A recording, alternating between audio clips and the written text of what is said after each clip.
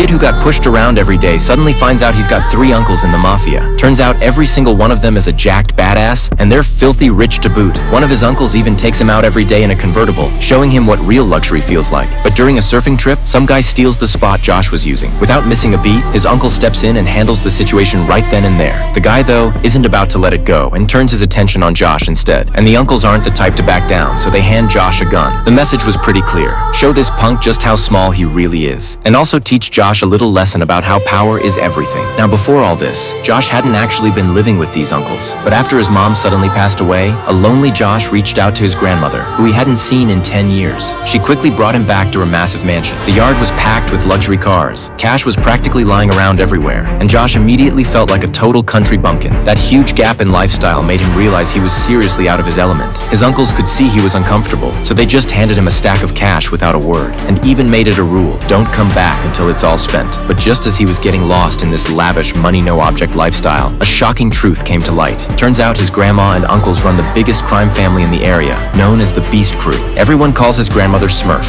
and their wealth was all built on the wrong side of the law. Since Josh had joined the family, his uncles were ready to bring him into the fold, but his grandmother was firmly against it. Right about then, another uncle, Pope, who just got out of prison, showed up back home. He immediately noticed Josh, the new face. This son of hers had always been the one she worried about most, and honestly, the one who scared her too, because Pope never followed orders, always did things his own way, and he made it clear he wasn't happy about this new nephew. The last thing he wanted was some weak link dragging the family down, so without telling anyone, Pope took Josh along on a job, and that ended up getting Josh hurt. After they got back, Pope made fun of him, calling him a gutless coward. The moment Josh talked back, Pope put him in a chokehold. Even though Smurf felt bad for Josh, she knew Pope was just trying to toughen him up, but Josh was so shaken by it all that he just ran back to his old place. Except after his mom died, there was nowhere left for him to go, leaving him with nothing but the streets. And wouldn't you know it, he ran into the same bullies who had been picking on him for years. This time though, Josh didn't back down. He went at them head on. That kind of fight or die energy completely threw off the bullies who thought they knew him. Right then, Josh realized something. Being strong can actually give you a kind of courage you never knew you had. So he decided to go back to his grandmother's place and finally commit to the family. But just as he was ready to make that move,